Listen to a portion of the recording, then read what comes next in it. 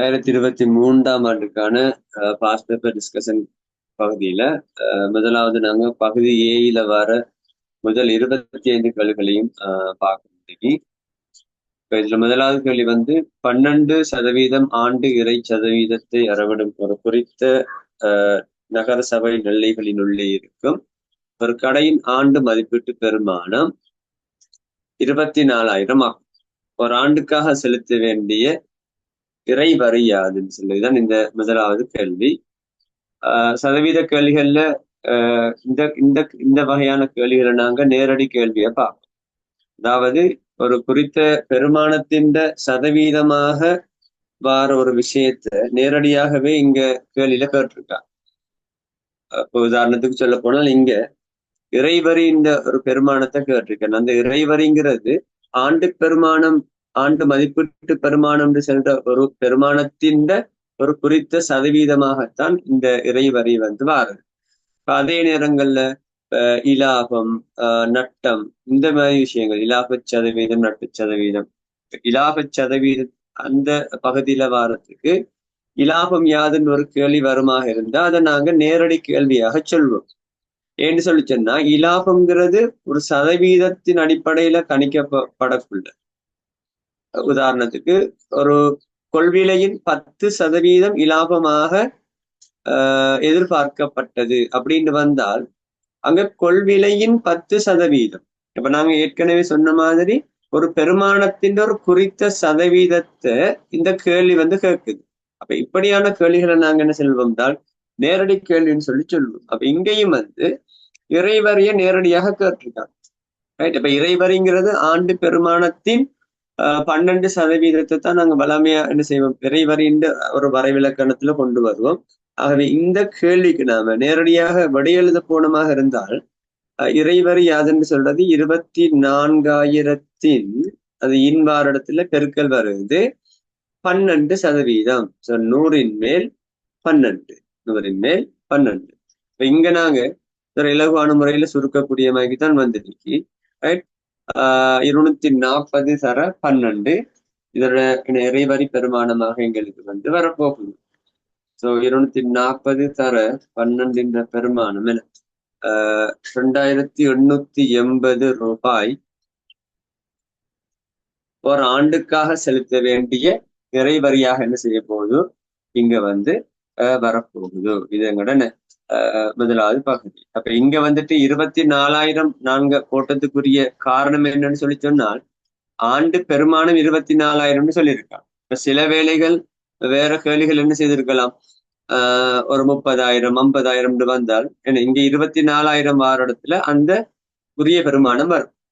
ஏன் 100 மேல் 12 போட்டோம்னு சொல்லி சொன்னால் இங்க 12% சந்திருக்கான்.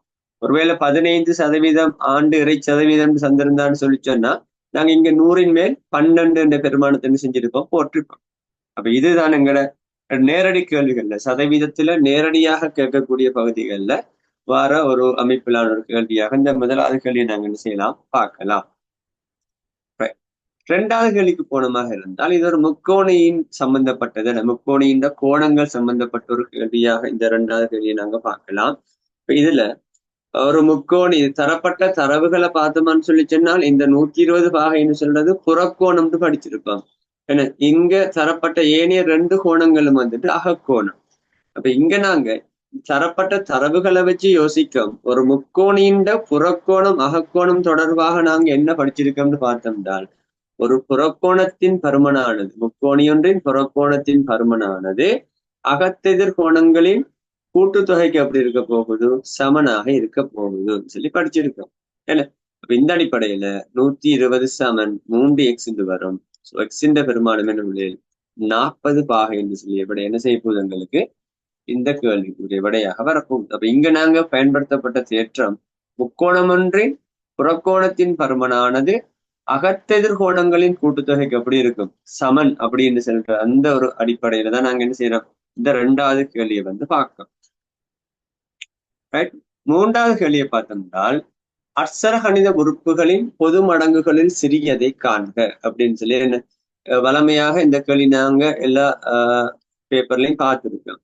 ரைட். அப்ப இதுக்கு உண்மைக்குமே உறுப்புகளினுடைய போமசி காண்டத்துக்குரிய கேள்வியாக வந்ததுனால இதுக்கு நாங்க அடுத்தது ஒரு பார்ட் கேள்வியின் அடிப்படையில் நாங்க நிறைய செய்முறைகள் எழுத வேண்டிய அவசியம் ஒன்று இல்லை. இங்க நாங்க என்ன செய்யலாம், இந்த அச்சரகணித உறுப்புகள்ல வார நம்பரையும் என்ன அந்த அச்சரகணித உறுப்புகளையும் பார்த்தோமான்னு சொன்னா நாங்க அதை வச்சே நாங்க என்ன செய்யலாம், இந்த கேள்விகளுக்குரிய விடை எழுதலாம். இப்ப உதாரணமாக சொல்ல போனா இங்க வந்துட்டு இந்த கேள்வியில முதலாவது ஒரு என்ன அச்சரகணித உறுப்புல 8, 2, 12 இந்த அமைப்புல 3 வகையான எண்கள் வந்திருக்கு. இப்ப நாங்க ஃபர்ஸ்ட்டுக்கு என்ன செய்யலாம், இந்த 3 பேருக்கும் உரிய போமசி என்ன செய்யலாம், கெஸ் பண்ணலாம். எப்படி கெஸ் பண்றாங்கன்றால் இதுல மிக பெரிய எண் எதுன்னு பாக்குறேன். மிகப்பெரிய நம்பர் வந்து 12 மிகச்சிறிய ஆள் மத்த 2 பேரும், அதாவது மிகப்பெரிய ஆள் யாருன்னு சொல்லி பார்த்துட்டு மத்த 2 எண்களை என்ன இந்த பெரிய ஆள்ட மடங்காக மாத்தலாமான்னு பார்க்கணும். எப்படி என்ன சொல்ல வாரென்றால் இப்ப இங்க 2 12 மாத்தலாமான்னு கேட்டால் மாத்தேலும். 6 பெருக்கணுமா இருந்தா 12 மாத்தலாம். 8 12 மாத்தலாமான்னு கேட்டால் இல்ல, 8 எந்த மடங்கும் 12 என்ன செய்யாது, வராது. இப்ப நாங்க என்ன செய்ய போறோம், எங்களுக்கு இப்ப இதுல வரக்கூடிய எல்லா எண்களுக்குமே நாங்க சொல்ற கண்டிஷன் திருப்தி செய்யணும். இப்ப இங்க 8 மடங்காக 12 வராது என்று சொல்றதுனால இப்ப என்ன செய்யலாம், இந்த பெரிய ஆளை 2 பெருக்குது. ரைட், 2 பெருக்குனத்தின 24 வரும். என்ன பண்ண 24 வந்து வரப்போகுது. இப்ப பார்க்கணும் மத்த ஏனைய 2 நம்பர்ஸ் வந்து இந்த 24 மடங்காக வரலாமான்னு பார்த்தால் 2 தர 12, 2 12 பெருக்கணும்னால் 24 வரலாம். 8 3 பெருக்கணும்னால் 24 வரலாம். ஆகவே அந்த அடிப்படையில் என்ன சொல்லலாம், இந்த 24 என்று சொல்றது 12க்கு மடங்காக வரும், 2க்கு மடங்கா வரும், 8க்கு மடங்காக வரும். அந்த அடிப்படையில் நாங்க இந்த நம்பருக்கு போமசியாக 24 நாங்க என்ன செய்யலாம், எடுக்கலாம். அதே போல என்னென்ன உறுப்புகள் இங்க வந்திருக்கு, எக்ஸ் வந்திருக்கு, y வந்திருக்கு, வேற வித்தியாசமான ஏதாவது அச்சரகணித உறுப்பு இருக்கான்னு கேட்டால் இல்ல. அப்ப அந்த உறுப்புகளை நாங்க அப்படியே எழுதிட்டு ரைட், தரப்பட்ட உறுப்புகளுக்கு ஒவ்வொரு உறுப்புகளையும் போயிட்டு பார்க்கலாம். இது தரப்பட்ட அச்சரகணித எழுத்துக்கு ஆக கூடுதலான மடங்கு அடுக்கு என்ன வந்திருக்கு. இப்ப எக்ஸ பார்த்தோம்னா இங்க எக்ஸின் அடுக்கு 1, இதுல எக்ஸின் அடுக்கு 1, இங்க எக்ஸ் வரவே இல்லை, அதாவது எக்ஸின் அடுக்கு 0. இப்ப ஆகக்கூடிய அடுக்கு எக்ஸுக்கு என்ன வந்திருக்கு, 1 வந்திருக்கு. அப்ப நாங்க அதை என்ன போடலாம் அல்லது போடாமல் விடலாம். வைக்கு வந்துட்டு ரைட், இவரத்துக்கு 1 இருக்குது, இங்க 2 இருக்குது, இவரத்துக்கும் 1 இருக்கு. அப்ப ஆகக்கூட அடுக்கு வைக்கு என்ன வந்திருக்குண்டா 2 வந்திருக்கு. அப்ப அந்த அடிப்படையில நாங்க இங்க என்ன போடுவோம், 2 போடுவோம். ஆகவே 8xy 2xy வர்க்கம் 12y செல்ற 3 அட்சரகணித உறுப்புகளுக்கு, 3 வகையான அட்சரகணித உறுப்புகளுக்கும் போமசியாக நாங்க 24 xy வர்க்கத்தை நாங்க சொல்லலாம், போமசியாக நாம சொல்லலாம். இதங்க 3வது கேள்வி, அட்சரகணித உறுப்புகள் சம்பந்தமாக வரக்கூடிய கேள்விகள்ல இந்த 3வது டைப் கேள்விகளை நாங்க நிறைய கேள்விகள் வந்து பேப்பர்ஸ்ல நாங்க என்ன செய்யலாம், காணக்கூடிய அமைப்புல இருக்கும். 4வது கேள்வியை பார்த்தமா இருந்தால் இது ஒரு இணைகரத்தினுடைய தேற்றம் சம்பந்தமான ஒரு கேள்விதான். இதுல 4வது கேள்வியாக வந்திருக்குது. ரைட், இப்ப இதுல தரவுகளை நாங்க என்ன செய்வோம், முதலாவது முடியுமான அளவுக்கு என்ன செய்யணும், இந்த அமைப்புல ஒரு பந்தி அமைப்புல வரக்கூடிய கேள்விகளுக்கு நாங்க தரவுகளை நாங்க வகை குறிக்கக்கூடிய அளவுக்கு ரெடியா இருக்கணும். ரைட், ஏபிசிடி ஓர் இணைகரம். ஏபிசிடி ஓர் இணைகரம் சொல்றதுனால இந்த தரவின் மூலம் அவர் என்ன நமக்கு சொல்ல வாரான்னு சொல்லி சொன்னால், ஏபிசிடி ஒரு இணைகரமாக இருந்தால் ஒரு இணைகரத்துக்குரிய பண்புகள் எல்லாமே இந்த ஏபிசிடிக்கு வரும், இந்த நாட்பக்களுக்கு வரும் சொல்லி சொல்றான். ஒரு இணைகரத்தின் பண்புகள் என்ன, உதாரணத்துக்கு என்ன, நாங்க நிறைய 4 வகையான பண்புகள் கிட்டத்தட்ட படிச்சிருப்போம்னு நினைக்கிறேன். எதிரெதிர் பக்கங்கள் சமாந்தரமாக இருக்கும். ரைட், அதே நேரத்தில எதிர்பக்கங்கள் எப்படி இருக்க போகுது, சமனாக இருக்க போகுது. ரைட், அதே நேரத்தில எதிர்கோணங்கள் வந்துட்டு இணைகரத்தோட எதிர்கோணங்கள் வந்து சமனாக இருக்கும். அதே போல மூளை விட்டம் இணைகரத்தை என்ன செய்யும், இரு சமகூரிடும். அதாவது ஏபிசிடி 40 சென்டிமீட்டர் வர்க்கம் எடுத்துக்கொண்டமா இருந்தால் இந்த மூளை விட்டம் வந்து 2ஆக பிரிக்கும் சொல்லி சொல்றான் அந்த பரப்பளவை. இப்ப ரெண்டாக பிரிச்சாங்களுக்கு என்ன கிடைக்க போகுது, என்ன உருவம் கிடைக்கும்? ஏபிசின்னு சொல்ற முக்கோணியும் ஏடிசின்னு சொல்ற முக்கோணியும் கிடைக்கும். அப்ப இங்க 40 ரெண்டா பிடிச்சோம்னு சொன்னால், உதாரணத்துக்கு என்ன, இவர் 20 சென்டிமீட்டர் வர்க்கமாக வருவாரு, என்ன இதுவும் 20 சென்டிமீட்டர் வர்க்கமா என்ன செய்ய போகுது, எங்களுக்கு வரப்போகுது. இப்ப இதுதான் என்ன, இந்த ஏபிசிடி இணைகரம்னு சொல்ற தரவுல இருந்து நாங்க ஞாபகப்படுத்த வேண்டிய விஷயங்கள், முக்கியமான விஷயங்கள். அடுத்தது என்ன சொல்றான், நீட்டப்பட்ட பக்கம் பிசி மீது, இந்த பிசிங்கிற ஆளவன் நீட்டப்பட்ட பக்கம்னு சொல்றதுக்குரிய காரணம் என்னன்னு சொல்லி சொன்னால், சில வேளை என்ன இது ஒரு நேர்கோடு சொல்ல வார, என்ன நீட்டப்பட்ட பக்கம்னு சொல்ல வாரத்துக்குரிய அர்த்தம் இது ஒரு நேர்கோடு.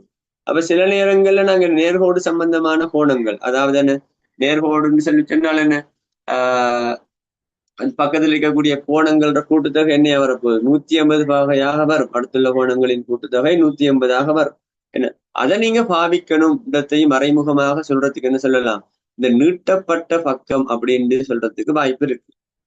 அல்லது என்ன, ஏடியும் பிசியும் சமாந்தரம்னு சொல்லி சொன்னால், இந்த பிசிய நீட்டத்தினால நாங்க இன்னொரு முடிவு என்ன வரலாம், ஏடியும் இந்த நீட்டப்பட்ட கோடுக்கு இப்ப பேர் என்ன பிள்ளைகள், பிஇ அல்லது ஏடியும் சிஇயும் எப்படி இருக்கலாம், சமாந்தரமாக இருக்கலாம். அந்த முடிவுக்கு நாங்க என்ன செய்யலாம், வரலாம். அதனால அதுக்கு அந்த ஒரு அர்த்தத்துலதான் என்ன சொல்றான், இதை நீட்டப்பட்ட பக்கம்னு சொல்லி சொல்றான். நாங்க பகுதி 2கள்ல நிறுவல் கேள்விகள் செய்யும் போது கூடுதலாக இந்த அமைப்புல இந்த தரவுகளை காணக்கூடியதாக இருக்கும். அப்ப அந்த நேரத்தில் நாங்க என்ன செய்யணும், இந்த விஷயங்களை கவனத்துல கொள்ளணும். ரைட். அப்ப இங்க நான் என்ன முடிவுக்கு வரேன்னு சொல்லி சொன்னால் என்ன, ஏடியும் சிஇயும் எப்படி இருக்கணும், சமாந்தர கோடுகளா இருக்கணும். நாங்க ஒரு முடிவுக்கு என்ன செய்யலாம், வரலாம். ரைட். அடுத்த தரவு என்ன, ஆனது டிஇ சமாந்தரம் ஏசி ஆக, டிஇ சமாந்தரம் ஏசி. அப்ப நாங்க இங்க ஏற்கனவே என்ன டிஇ சமாந்தரம் ஏசி இந்த தரவையும் குறிச்சு கொள்றோம், இருக்குமாறு உள்ளது. இவ்வுறவில் முக்கோணி டிசிஇன் பரப்பளவுக்கும், டிசிஇன்னு சொல்ற இந்த முக்கோணி, என்ன டிசிஇன்னு சொல்ற இந்த முக்கோணியின் பரப்பளவுக்கு, டிசிஇ முக்கோணி உதாரணத்துக்கு டிசி இந்த முக்கோணி, இந்த ப்ளூ கலரால இப்ப நான் இந்த முக்கோணி, இந்த முக்கோணியின் பரப்பளவுக்கு சமனான பரப்பளவுள்ள 3 முக்கோணிகளை பேரிடுங்கன்னு சொல்லி சொல்றோம். இந்த முக்கோணி என்ன, இப்ப நீங்க இந்த ஏசிஇடிய பாத்தீங்கன்னு சொல்லி சொன்னால், ஏசிஇடி வந்துட்டு ஒரு இணைகரம், நாங்க திரும்ப ஒரு முடிவுக்கு வரலாம். ஏன், எதிரெதிர் பக்கங்கள் சமாந்தரமாக இருக்கு, என்ன ஏடியும் சியும் சமாந்தரம், டிஇயும் ஏசியும் சமாந்தரம். அப்ப எதிரெதிர் பக்கங்கள் சமாந்தரமாக இருந்தால் அது ஒரு இணைகரம். ரைட். இணைகரத்தின் ஒரு பண்பு என்ன, திரும்ப நாங்க அடுத்த முடிவு என்ன எடுக்கும், நாங்க எடுக்கிற முதலாவது முடிவு இந்த கேள்வியில ஏசிஇடி ஒரு இணைகரம். இணைகரம்னு சொல்றதுனால நாங்க ஏற்கனவே சொன்ன இணைகரத்தின் பண்புகள் எல்லாமே இந்த ஏசிஇடின்னு சொல்ற நாட்பக்கலுக்கு வந்துடும். அப்ப மூளை விட்டம் டிசி என்ன செய்ய போகுது, இந்த இணைகரத்தின் பரப்பளவை இருசம கூறிடும். ஆகவே நாங்க என்ன முடிவுக்கு வரலாம், என்ன இந்த ஏசிஇடின்னு சொல்ற இணைகரத்துல அறவாசி தான் யாரு, இந்த டிசிஇன்னு சொல்ற முக்கோணி. அதுக்கு சமனான ஆளா யாரு இருக்க போறாருன்னு சொல்லிச்சுனால், இந்த முக்கோணி என்ன செய்ய போகுது, எங்களுக்கு இருக்க போகுது. எந்த முக்கோணி, ஏசிடின்னு சொல்ற முக்கோணி என்ன செய்ய போகுது, இருக்க போகுது. அப்ப நாங்க முதலாவதாக முக்கோணி யார பேரிடலாம், ஏசிடின்னு சொல்ற முக்கோணியை பேரிடலாம். நாங்க ஏற்கனவே பார்த்துட்டோம், இந்த ஏசிடிக்கு சமனான ஆள் யாரு பிள்ளைகள், முக்கோணி ஏபிசியாக இருக்கும். என்ன முக்கோணி ஏபிசி என்ன செய்ய போகுது, இருக்க போகுது. கேள்வி என்ன, 3 முக்கோணிகள் என்ன செய்ய சொல்லியிருக்கான், பேரிட சொல்லியிருக்கு. அந்த அடிப்படையில நாங்க ஏபிசிடின்னு இணைகரத்தை பார்க்கக்குள்ள நாங்க முதலாவது பார்த்தது ஏசிய மூளைவிட்டமாக கருதித்தான் நாங்க என்ன செஞ்சோம், ஏபிசி ஏடிசின்னு சொல்ற முக்கோணி இருக்குன்னு சொல்ற மாதிரி பிள்ளைகள் இந்த பிடியை நாங்க மூளைவிட்டமாக கருதினால் இப்ப எங்களுக்கு இன்னொரு முக்கோணி கிடைக்குது, யாரு, ஏபிடின்னு சொல்ற முக்கோணி கிடைக்குது. முக்கோணி ஏபிடி கிடைக்கும். அதே போல முக்கோணி BCD எங்களுக்கு என்ன செய்ய போகுது, கிடைக்க போகுது. சரிதானே? அப்ப இந்த 4 முக்கோணிகளுமே எங்களுக்கு என்ன செய்ய போகுது, ஒன்றுக்கொன்று சமனாக இருக்க போகுது. எங்களுக்கு கேள்வியில 3 முக்கோணிகள் தான் கேட்டிருக்கேன். நாங்க என்ன ஏதாவது 3 முக்கோணிகளோட பேர் எழுதினமாக இருந்தால் எனக்கு போதுமானதாக என்ன செய்யும் இருக்கும். அப்ப இதுல எந்த விதமான காரணங்களும் நாங்க என்ன செய்ய தேவையில்ல புள்ளிகள் இவ்விடத்துக்கு நாங்க எழுத தேவையில்ல. ஆனா நீங்க இந்த கேள்வியை செய்யறதுக்கு என்ன செய்ய போறீங்க, ஏதாவது ஒரு அமைப்புல சில விஷயங்களை நோட் பண்ணி எடுப்பீங்க. அதை கட்டாயம் நாங்க என்ன செய்வோம், இப்ப இந்த அமைப்புலவே இப்ப நான் இதுல எழுதின மாதிரியே நீங்க என்ன செய்யலாம், உங்களோட கேள்விகள்ல பேப்பர்கள்ல நீங்க என்ன செய்யலாம், எழுதி காட்டினாலே அதுவே செய்முறைக்கு போதுமான ஒரு விஷயமா என்ன செய்ய போகுது, இருக்க போகுது. ரைட், இது எங்கட 4வது கேள்வியாக இருக்குது. அடுத்த கேள்வி என்ன, ஒரு மடக்கை சம்பந்தமான கேள்வி. அடுத்த கேள்வி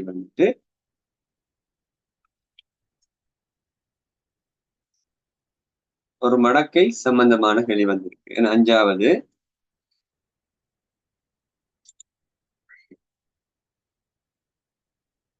அடி 4 எக்ஸின் மடக்கை 3 சொல்லி ஒரு தரவு தந்திருக்காங்க. அப்ப இது நீங்க மடக்கை தொடர்பான கேள்விகள் பார்ட் 1ல வரக்கூடிய நேரங்கள்ல இது நாங்க ஒரு ஷோர்ட்டா எப்படி விளங்கிக் கொள்ளலாம்னு சொல்லி சொன்னால், மடக்கை சம்பந்தமாக என்ன அமைப்புல கேள்விகள் வந்தாலும் இதை நாங்க என்ன செய்யலாம், சுட்டி வடிவத்துக்கு மாற்றும்.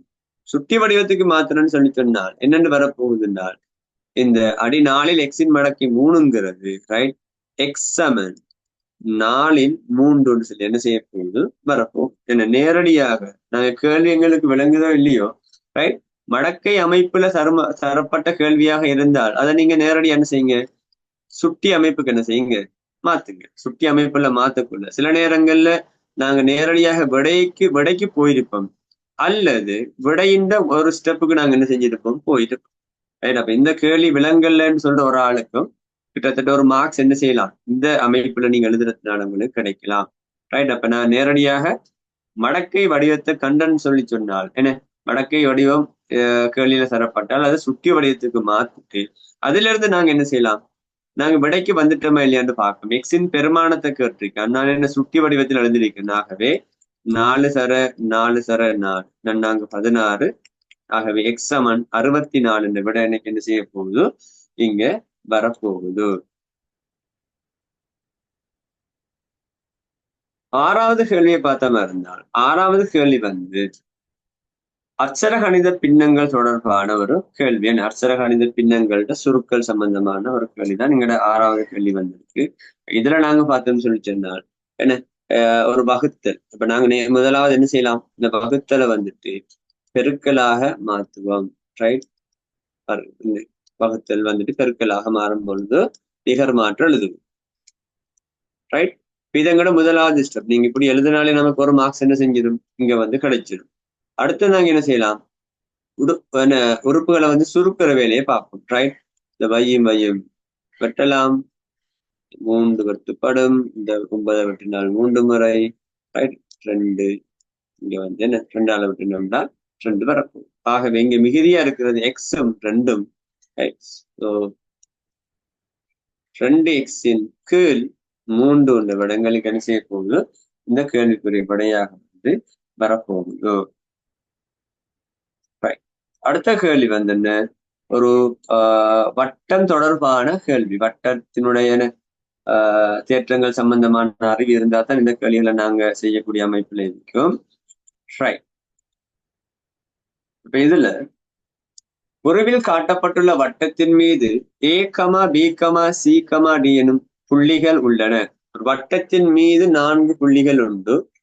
வட்டத்தின் மீது 4 புள்ளிகள் இருக்கும்போது அந்த 4 புள்ளிகளையும் உச்சிகளாக கருதினால் நாங்க ஒரு நாட்பக்கல் அமைக்கலாம். அந்த நாட்பக்கலுக்கு நாங்க விசேடமா என்ன பேர் சொல்லுவோம், வட்ட நாட்பக்கல் ஒரு பேரு சொல்லுவோம். ஏன்னா அப்ப வட்ட நாட்பக்கல் தொடர்பான தேற்றங்கள் எங்களுக்கு ஞாபகத்தில் இருந்தால்தான் இந்த கேள்வியை நாங்க செய்யக்கூடிய அமைப்பு கிடைக்கும். ரைட், நாங்க கேள்விக்குள்ள வருவோம். தேவைப்பட்ட என்ன செய்யலாம், அந்த தேற்றத்தை பார்க்கலாம். ஏபிஇ ஒரு நேர்கோடு. ஏபிஇ ஒரு நேர்கோடு. ஏன்னா ஏபிஇ ஒரு நேர்கோடு ஏன்னு சொல்றான், நாங்க ஏற்கனவே கேள்வியில பார்த்துட்டோம். சில நேரங்கள் என்ன, டிசியும் டிஇயும் சமாந்தரம்னு சொல்ல வேண்டிய சேவை வரலாம், எடுக்க வேண்டிய சேவை வரலாம். அல்லது என்ன அடுத்துள்ள கோணங்களோட கூட்டுத்தொகை 150 பாகை இந்த விஷயத்தை நாங்க எடுக்க வேண்டி வரலாம். அப்ப அந்த ஒரு நோக்கத்துலதான் என்ன செஞ்சிருப்பான், இந்த ஏபிஇ ஒரு நேர்கோடுன்ற ஒரு தரவு வந்து தந்திருக்கான். ரைட். தரப்பட்டுள்ள தகவலுக்கு ஏற்ப சிபிஇயின் பருமனை காண்க. சிபிங்கிறது பிள்ளைகள் இந்த இருக்கிற கோணம் என்ன. ரைட். அப்ப இந்த கோணத்தின் பருமனை காணுக்குன்னு சொல்லியிருக்கான். அதே நேரத்தையில இங்க இன்னொரு தரவு ஏபியும் சிடியும் சமாந்திரம். அப்ப 2 நேர்கோடுகள் சமாந்திரம்னு சொல்லி சொன்னா இல்ல, சமாந்திர கோடுகள் தொடர்பான தேற்றங்கள் நாங்க படிச்சிருக்கோம். என்ன எஃப் அமைப்புல வாரது, என்ன ஒத்த கோணம், ஜெட் வடிவத்துல வாரது, ஒன்று விட்ட கோணம், இதுகள் இந்த ஒத்த கோணங்கள் ஒன்று விட்ட கோணங்கள் சமனாக இருக்குன்னு படிச்சிருப்போம். ஏன்னா பான அமைப்புல வரக்கூடிய இந்த நேய கோணங்கள் கூட்டுத்தொகை 150 பாகை என்று படிச்சிருப்போம். அப்ப சில வேளைங்களுக்கு என்ன செய்யப்படும், இந்த விஷயங்களும் தேவைப்படலாம்ன்றதை நாங்க என்ன செய்யணும், வேகமாக ஞாபகப்படுத்தி கொள்ளணும். ரைட். இதுல நாங்க நேரடியாக என்ன இந்த கோணம் காண்றோம்னு சொல்லிச்சோன்னா, நான் ஏற்கனவே சொன்ன மாதிரி ஏபிஇ ஒரு நேர்கோடுன்னு சொல்றதுனால இந்த கோணமை இந்த 2 கோணங்களையும் கூட்டினால் 150 வாகை வரும். அப்ப இந்த கோணத்தின் பெருமானம் காண்றதுக்கு நான் என்ன செய்யலாம், இந்த கோணத்தை கண்டால் என்ன செய்யலாம், அதோட விடையை காணலாம். அல்லது இது ஒரு வட்ட நாட்பக்கலாக கருதினாலும் நாங்க என்ன செய்யலாம், இதோட விடையை காண்றதுக்கு யோசிக்கலாம். வட்ட நாட்பக்கலாக கருதினாலும் வட்ட நாட்பக்கல் என்ன சொல்லுது, ஒரு வட்ட நாட்பக்களின் புறக்கோணத்தின் பருமனானது என்ன அகத்தெதிர்கோணத்தின் பருமனுக்கு எப்படி இருக்க போகுது பிள்ளைகள், சமனாக இருக்க போகுதுன்றது ஒரு தரவுல நாங்க என்ன செய்யலாம். இந்த கேள்வி நோக்கமா இருந்தால் பாருங்க, இங்க வந்து என்ன இந்த இந்த 2 சமாந்தர கோடுகளாலையும் இந்த நேயக்கோணம்ன்ற ஒரு அமைப்பு உருவாக்கப்படுவது என்ன, இந்த கோணம் உருவாக்கப்படுது. அப்ப இந்த கோணங்கள் 150 பாகையா இருக்கும் என்ன பிள்ளைகள் பாருங்க. அப்ப 150 பாகை சொன்னா 70, இது 110 பாகை என்ன செய்யணும், இருக்கணும். 110 பாகையாக வந்துட்டு இந்த கோணம் இருக்கணும். 110 பாகை இங்கங்களுக்கு சாரி 110 பாகை 70 110 இது 70 பாகை என்ன செய்ய போகுது, இருக்க போகுது. 70 பாகை என்ன செய்ய போகுது, இருக்க போகுது. அப்ப நாங்க இது 70 பாகை, இது 110 பாகை, ஆக 180 பாகை இணைய கோணங்களோட கூட்டுத்தொகையாக வரும். ரைட். இப்ப நான் ஏற்கனவே ஏன் இந்த கோணம் காணணும்னு நினைச்சேன்னா, நான் இந்த கோணமும் சமனாக இருக்கும். இந்த டி உச்சியாக வார கோணமும் பி உச்சியாக வார இந்த கோணமும் சமனாக இருக்கின்ற அடிப்படையில வட்ட நாட்பக்கல்ற தேற்றத்தில் அடிப்படையில தான் நாங்க இதை காண வந்தோம். கண்டுட்டம் 70 பாகைண்டு, இவர் 70 பாகைண்டா பிள்ளைகள், இவரும் என்ன செய்யணும் 70 பாகையா என்ன செய்யணும் இருக்கணும். இந்த ஒரு முடிவுக்கு நாங்க என்ன செய்யலாம், வரலாம். ஆகவே சிபிஇயின் பருமன் வந்து 70 பாகை. இந்த முடிவுக்கு நாங்க என்ன செய்யலாம், வரலாம். அப்ப இது வரைக்கும் போல நாங்க பார்ட் 1ல 2023 பார்ட் 1ல வந்த 7 கேள்விகள் வந்து பார்த்திருக்கோம். அடுத்த சந்தர்ப்பத்துல நாங்க என்ன செய்வோம், மிகுதியாக உள்ள கேள்விகளை பார்க்கறதுக்கு முயற்சிப்போம். இதுல உங்களுக்கு எதுவும் டவுட்ஸ் இருந்தா நீங்க என்ன செய்யலாம், இது சம்பந்தமான டவுட்களை வந்துட்டு கேட்கலாம் கமெண்ட்ஸ்ல. அல்லது மேலதிகமாக ஏதாவது விளக்கங்கள் தேவைப்பட்டாலும் அதை சொல்லுங்க. அடுத்த வகுப்புல நாங்க அதை விளங்கப்படுத்தக்கூடிய மாதிரி இருக்கு.